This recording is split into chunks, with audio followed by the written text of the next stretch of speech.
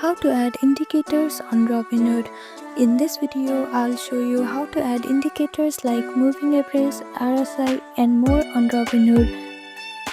First, make sure you have downloaded Robinhood app on your phone. If you are iPhone user, you can download it from App Store, and if you are Android user, you can download it from Play Store. After that, click on search bar and open Robinhood app. Now make sure to log into your account. After you log in, search and tap on the stock you want to analyze. Click on search bar and here type in the stock that you want to analyze. After that, tap on chart, then turn your phone sideways to view the full chart. On the chart, tap the settings icon in the top right. Now you will see options like moving average, RSI, MACD, volume and more. Just toggle them on.